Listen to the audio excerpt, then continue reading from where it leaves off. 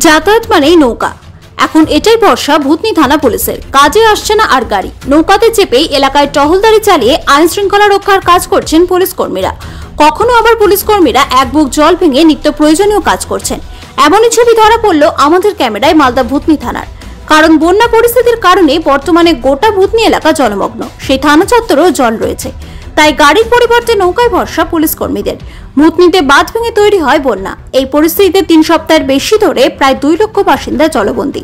ভূতনি বাসিন্দাদের পাশাপাশি জলবন্দী হয়ে রয়েছে ভূতনি থানার পুলিশ কর্মী আধিকারিকরাও। ভূতনি থানা থেকে শুরু করে একতলা ঘর জলবন্দী হয়ে পড়েছে। এই পরিস্থিতিতে এলাকার আইন শৃঙ্খলা বজায় রাখতে এবং বাসিন্দাদের সাহায্য করতে থানাতেই রয়েছেন পুলিশ কর্তারা। খুশবাট্টলা এলাকায় করা হয়েছে একটি অস্থায়ী শিবির। নজরদারির জন্য বেছে নেওয়া হয়েছে নৌকা। থানার বাইরে গাড়ির বদলে সবসময় দাঁড়িয়ে রয়েছে নৌকা। নৌকার মাধ্যমেই চলছে যাতায়াত। ভূতনি থানার কর্মরত অফিসাররা জানান, যে কোনো পরিস্থিতি হোক না কেন আমরা পরিষেবা দিতে বদ্ধপরিকর। নৌকার মাধ্যমে যাতায়াত করছি, জল পেরিয়ে নিত্য প্রয়োজনীয় কাজ করতে অসুবিধা হচ্ছে, তবে জল যেভাবে কমছে তাতে খুবই দ্রুত পরিস্থিতি স্বাভাবিক হবে বলে মনে আশা করছেন তিনি। দেখছেন সব ডুবে গেছে, ঘরের মধ্যে এক বুক জল। পরিষেবা দিচ্ছেন? পরিষেবা রাত দিন 7 দিন একদম 24 ঘন্টা। কি করবো বলুন? এই যে নৌকার মাধ্যমে যাতায়াত, টহলদারি নৌকা দিয়ে অবশ্যই সমস্যাটা হবেই। এটা একটা মানে প্রাকৃতিক দুর্যোগ, মেনে নিতেই তো হবে, কিছু করার তো নেই। আর এটা এখন তো বলা যাচ্ছে না।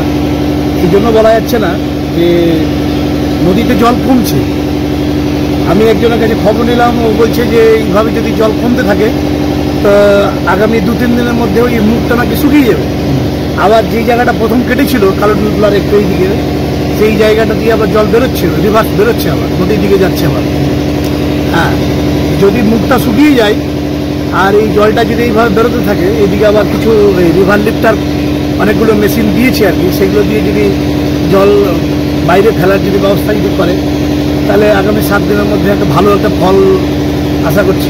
আমরা অস্থায়ী একটা থানা তৈরি করেছি। আমরা ওই যে পঞ্চায়েত আছে না আমাদের, যে ওই পিএনবি ব্যাংক পঞ্চায়েত, উত্তর চণ্ডীপুর পঞ্চায়েত, তারই একটা ঘর আমরা নিয়েছি। ওখানে আমরা ক্যাম্প করে আছি। আমরা ওখান থেকেই থানার পরিষেবা দিচ্ছি যতটুকু পাচ্ছি আর কি।